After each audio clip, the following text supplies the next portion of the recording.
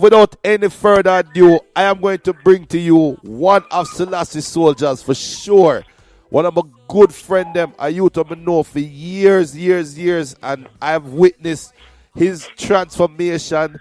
I've witnessed his growth, and now I've witnessed him blossoming into great things. One of my good brethren them, and author, goes by the name of Dutty Bookman. Dutty Bookman, what's going on, sir? I mean, junior culture, what you say? What I go. First of all, I have to make you know this, you know. A bag of people from St. Teresa as I listen right now, cause like we say, a years we know you, and a years enough people who are listen right now know you. So first of all, themselves a big you up, and them love the growth. Yeah, man. You're talking about that exceptional institution down at Beanery Road, Vineyard Town, Kingston, Jamaica. See, exactly. Well, we're responsible enough for it. Yeah, man. Big up to all my old-time colleagues. You know, I see everybody doing great things, you know, so we come out from a good stock, you know. Right. And talk about you, because right now you're an author, right? I'm there to say a Jamaican author who is coming, who come up from in a time when I would dare to say books are not being as promoted for the younger generation. So first of all, what makes you want to become an author? What was your inspirations to be an author? Well, I'm a creative person, and I have a lot to express. You know, I have a lot of thoughts that I want to express. So it was just natural for me to find a way to express it. You know, and I think like you can do it through many different art forms. You know, we know a lot about the music, you know, like a lot of people express in lyrics and musically, and then you have people who express, you know, through painting visually. But for me, like, I just always like to be, I like detail, like I like to be explicit, I like to be literal, I like to give people like a literal look at things in words, you know, so it was just natural for me to write. Right. See? Yeah, man. And how would you rate your responses from your fans about your writings? From who? From your fans, from the people, from all your readers, people that read your books. What are some of the general thoughts coming from your readers? Okay, well, people who have read my book and have been really supporting me, the consistent thing I really see is that people find that my work inspires them to really express themselves, to really feel comfortable in their own skin and even with their own flaws, you know, because my first book was really a memoir about just kind of coming of age after college and trying to settle back into society and find job and all these things, and, you know, just different experiences along the way. And people read that and were really inspired, you know, and now this second book, Fatidic, is really a collection of writings that I was writing online at the same time as, you know, the time documented in the first book, Tried and True. Right. So I know, you know, people were really interested in what I was expressing online at the time, and because most of those pieces are no longer available online, I just decided to compile them into a book, you know. Right, Zine. And I just want everybody to know this, and let me just express this, because we're in an age right now, the information age, when anybody and them granny can be an artist, anybody and them granny can be a writer. But I just want people to know that you're one, very educated, and two, you have a resume that, like you said, that you're talking about the experiences of after coming out of college, trying to reassimilate yourself in society. So I want people to know that this is not anything that is just coming straight out the top of your head. This is actual real life situations that you can really help people go through the similar situations. I just seen it from somebody in our generation, where it feel like instead of somebody telling us what to do, somebody's actually having a reasoning with us. Am I on the right path when I say that? Yeah, I mean, I like the way you put it. I've heard people say similar things, and, you know, the way you put it is a lot more eloquent than a lot of people too, you know, and so it's really good to even hear that for me personally, because as an artist, you know, in any art form, in any discipline, when you put out your work, sometimes you don't really know what it is you're really doing until you get this feedback from people, you know what I mean? And is kind of like an aggregate of what everybody says that makes you know really what you have been doing, you know? Right. So yeah, my work very much based in reality and real experiences that I have had and real thoughts that I have had, and it kind of sets I feel like it's like the beginning of a time where we're going to see more writers like myself come up, where we when two, 3 generations ahead, even our children, the next generation, right. when they look back and see these different writers that are going to begin coming up in this time, you're going to really get an idea of the social realities of our generation, and it's going to be very down to earth, because, as you say, anybody can do it now. Anybody, if you really put your mind to it and use the resources at hand, you can really put out your works to the world, and we're going to find that, our generation going to really change people's view as to, how you can deal with your social reality as well. Right. And judging off what you're saying, I can tell that you're a very forward thinker, and you're more looking beyond our generation and next generation, and that leads to my next question about reggae revival. Tell my listeners about reggae revival. What led you to one want to create it, and yes. two, and how do you see this helping society? And what was the last part? How you see it helping like society and helping our youths?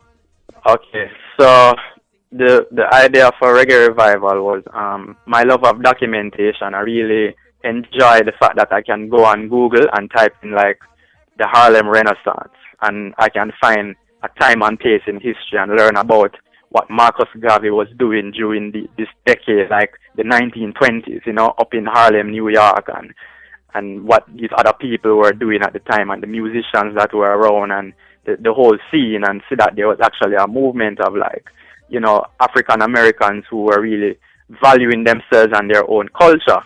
Right. So I wanted to name this movement that was happening in Jamaica, to really offer a name that hopefully everybody would rally around and push to the world. So it came from within, right. And this underground movement had ones like, Protege, Janine, the Nomads, Raging Fire, so many, and it was really music driven at first, but I started to notice that arts, different arts were really coming around, and, a lot of photographers and visual artists of different kinds, and then myself as, this love of documentation and writing, and so, I offered the term Jamaican revival, and it's a piece in the book Fated, one of my earlier blog posts, which I wrote from 2011, and it just evolved into reggae revival, right. and the rest is history, and I keep pushing it because,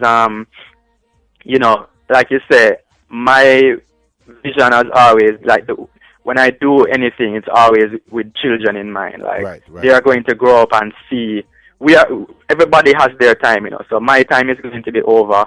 We're going to pass away in the flesh, and my youth's going to be here, and what have we left for them? We have to leave something. We have to do anything to give them a legacy to be proud of and to build upon. So that's really what it's all about, brother. Like just claiming back our own culture and really how you would have said, manifesting our own destiny. Because outsiders, not to be like xenophobic or anything, but people who are not of our culture don't really understand some different intricacies about our culture. So it's better that the lion tells his own story. Right. True. I'm have to make everybody know this. I'm going to say this before numerous times. Anytime I play a Protege song, but I always say this, you are the first brother to give me a Protege tune. Before people know Protege, no. You are the first brother years ago. You link me and say, yo, you're up on the radio, I give you an artist tune, you Protege, give me a whole album. And I said, Jano, every time I play it, so big up and a reggae revival, like it's a Janine, it produced, but I say it produced those artists, but it helped, the artists and your creation goes hand in hand in trying to revive the culture. So, as a brother know that is forward thinking, and as you're an artist yourself, you're not necessarily a reggae artist, but you are an artist, you're an author. When you look at reggae music, the state of reggae music right now from your perspective, how you feel about it? Well, I would preface this answer with this. I am not a reggae expert. I'm not a reggae insider, industry specialist or anything like that. I'm just really a fan of I'm a fan of people who are genuine, and I think genuine expressions are being revived in reggae music today. Like even when you say like there's a era of like one drop, you know what I mean? But even after a time, one drop started to become like a mechanical thing. Like you could know what to expect from one drop. It wasn't being like people weren't really coming with new unique lyricism on the one drop beat. But like this revival to me, people like no two songs sound the same. You know what I mean? It's like it's just to me, that creativity is just coming out in abundance now, and that to me is what the reggae revival is about. Like no two artists are the same anymore in this rising generation, and that is what is most beautiful. You know what I mean? You can get whole heap of flavor, whether it's